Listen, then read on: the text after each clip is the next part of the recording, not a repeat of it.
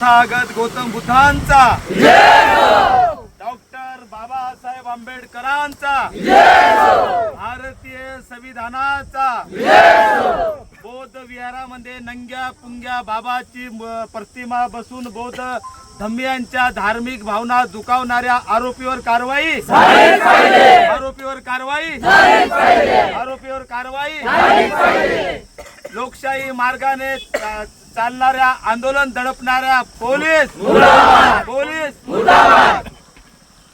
तथागत गौतम बुद्ध, परमपूज्य डॉक्टर बाबासाहेब आंबेडकर व सर्वच महापुरुषांना या ठिकाणी मी तिरवार वंदन करतो। आज या ठिकाणी एक ऐतिहासिक, ज्याला आंदोलन म्हणता येईल, पोलीस बघा उद्या हाणलं त्याच्या अंगाकडे येऊन कसं शूट करायचं बघा, थोडं कायद्याला मानायला शिका जरा, काढा मोबाईल, डबल काम करायचं असं, काढा लाईव्ह करा असं, आपलं कोण आहे आपल्याला वाचून, सरकार आहे आपलं, आहे का कोणी, हा कळलं की, हा तर त्याच्या मोबाईल, तुम्ही स्वतः पत्रकारही बनायचं, कळलं का, आंदोलकही बनायचं, अनुयायी बनायचं, लक्षात। या ठिकाणी कुपटी घाट इथे एका आयघाल्याने बौद्ध विहाराची निर्मिती केली।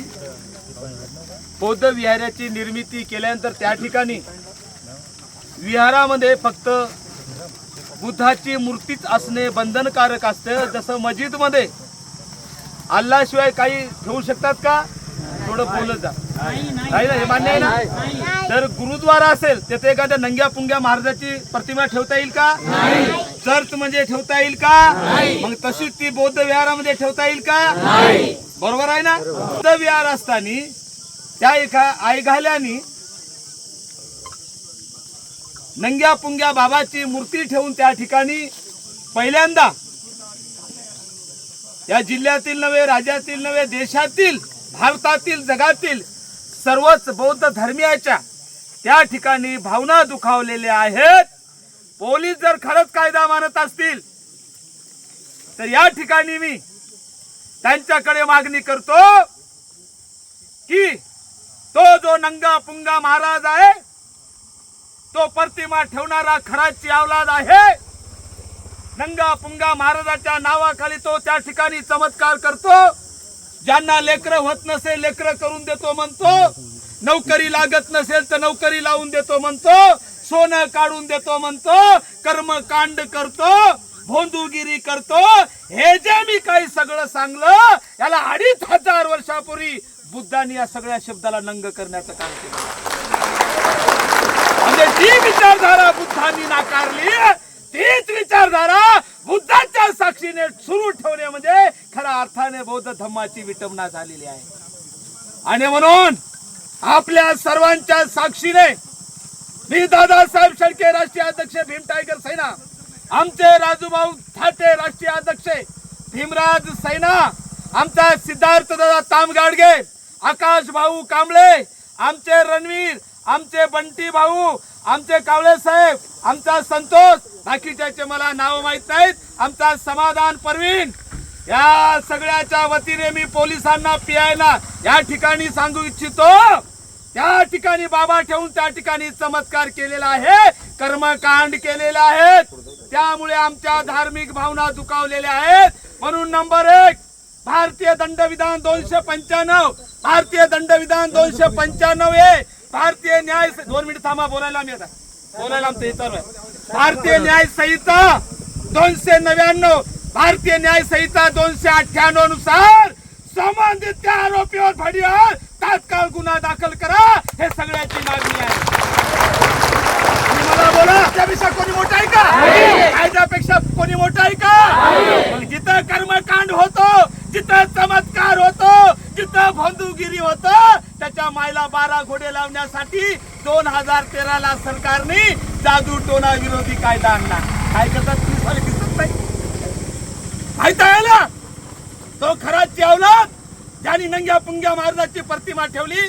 साहेब, तो बायाला लेकरं करून देतो म्हणते, दुसरा खरात पैदा होऊ द्यायचा का तुम्हाला, सांगा मला। या ठिकाणी इथं खराची पुनरावृत्ती होणार आहे, हे जर विषय नाही थांबला तर लवकरच येतो दुसरा खरा जन्म आलेलाच आहे, फक्त अजून तुम्हाला दिसला नाही। आणि आपल्याकडे सवयच आहे बलात्कार झाल्यानं मेणबत्त्या लावायचं. हाताने कोणी धावून येत नाही, येते का? पोलीस आलाय म्हणलं बलात्कार, आमच्याकडे तक्रार आली नाही. बरोबर आहे की नाही? खून व्हायला तर पोलीस आणणार नाही, साहेब मर्डर व्हायला आमच्याकडे तक्रार आली नाही. विचार करा बांधवानो, जादू जादू टोना म्हणजे मी यासाठी सांगालो की आपण संविधानिक किती पॉवरफुल आहोत. आमचं आंदोलन किती कायदेशीर आहे मुद्दाम जाणून मुजून सांगायला. 2013ला जादू टोना विरोधी कायदा आला. त्या कायद्याच्या कलम 3 मध्ये सांगितलं, कोणी देवा धर्माच्या नावाखाली कोणताही धर्म असो, कोणी जादू टोना करत असेल, कोणी कर्मकांड करत असेल, लेकरं करून देण्याची कोणी शब्द देत असेल, कोणी नोकरी लावून देत असेल, कोणी सोनं काढून देत म्हणत असेल, कोणी तुमच्या मनातल्या सगळ्या इच्छा पूर्ण हो म्हणत असेल, असं त्या ठिकाणी जर आश्वासन देत असेल तर कलम 3 नुसार त्या भांडीवर गुन्हा दाखल करणं बंधनकारक आहे. मी पोलीस प्रशासनाला विनंती करतो, हिम्मत असेल तर तुम्ही आमची फिर्याद घ्या. खरंच तुम्ही संविधानाला मानत असाल तर आमची फिर्याद घ्या आणि त्या आई घाल्या कर्मकांड करणाऱ्या, चमत्कार करणाऱ्या 12च्या अवलादीवर बंधुगिरी कायद्यानुसार गुन्हा दाखल करा. ही सुद्धा आमच्या सर्वांची मागणी आहे. आंदोलनाच्या बाबतीत याची गरज नाही. काही बांधव म्हणत असतील काही होते का, कसं होते का, आम्ही बसलो. त्यासाठी मी डिटेल बोलत आहे. भारतीय संविधान भाग 3 फंडामेंटल राईट आर्टिकल 19(1)(2) काय सांगतं माहितीये का? बिना शस्त्र शांतीच्या मार्गाने आंदोलन करणं हा आमचा फंडामेंटल आहे, जे आम्ही करत आहोत. त्यामुळे भिण्याची काही गरज नाही. आमचं ते कर्तव्य आहे. ज्याचं बाबासाहेब असेल, शिवाजी महाराज असेल, महात्मा फुले असेल, सावित्रीबाई फुले असेल, तथागत गौतम बुद्ध असेल, यांची विटंबना होत असेल, ती विटंबना खरंच होतय का हे आमचं बघणं, हे आमची ती एक जबाबदारी आहे. आणि आमची जबाबदारी पार पडताना कोणी मायचा लाल जरी आडवा केला तर हा बाबासाहेबाचा समाज त्याला आडवा केल्याशिवाय राहणार नाही. सुरुवात तुम्ही करा, शेवट आम्ही करू. आणि हात उगारणारी अवलाद नाही. पण बाबासाहेबांच्या संविधानाने सांगितलं आर्टिकल 1900 मध्ये, एखादा समोरला तुम्हाला जीवानिशी मारण्यासाठी येत असेल तर भारतीय दंडविधान न्यायालयाने 100 सांगतं ते हात करून टाका. सांगते मी, सांगायला कर्माचाही. म्हणून एक लक्षात घ्या, सारा भारत बौद्धमय का होत नाही? तुम्ही ऐकलं असेल सर्वांनी. आम्ही नेहमी वाचनात सांगतो की बाबासाहेब म्हणाले काय, सारा भारत बौद्धमय का होत नाही? ते मायला घेऊन बापाला साक्षी ठेवणारी जी अवलाद आहे की नाही, मादरचोद काय नावाचं हे कर्मकांड कोण? देवानंद कांबळे दवणे. देवानंद कांबळे आणि दवणे याला म्हणतात मायला घेऊन बापाला साक्षी ठेवणारी अवलाद ही जी निर्माण झाली की नाही, त्यामुळे सारा भारत बौद्धमय होत नाही. लक्षात घ्या. अरे किती बुद्ध माझा पवित्र आहे, तोड आहे का? आचार्य रजनीशनी मस्त सांगितलं बुद्धाच्या बाबतीत. आचार्य रजनीश ओशो म्हणतात, अरे बुद्धाची बराबरी करणं तर सोडा, बुद्धाच्या जवळ जाऊ शकणारा मायचाला जगात अजून पैदा झाला नाही. एवढंच नाही, बुद्ध किती महान आहे. 2014ला इंग्लंड मधील, लंडन मधील ऑक्सफर्ड विद्यापीठाने सर्वेक्षण केलं.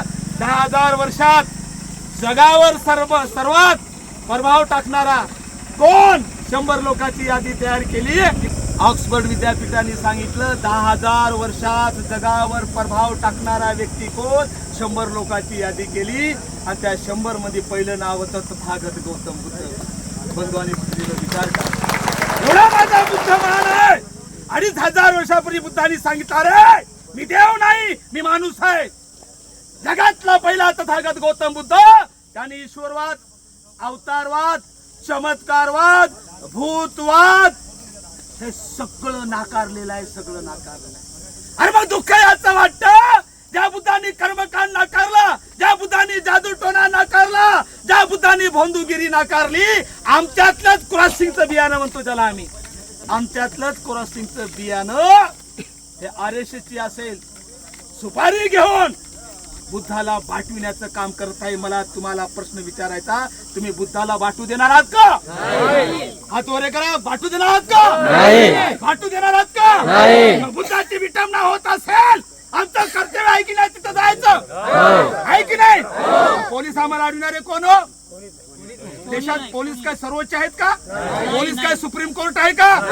कार्यकर्त्याला मारलं पोलिसांनी, मी मेडिकल करायला सांगितलं, तुम्हाला सांगितलंय गोळीबार करतील आपल्यावर, आता आपल्याला लाठीनं मारतील म्हणून तुम्हाला लाईव्ह करा म्हणून सांगितलं. आपल्याला फक्त कोर्ट आहे वाचविण्यासाठी. लक्षात आलं का? सुप्रीम कोर्टाने 2 जुलै 2024 ला एक निर्णय दिला.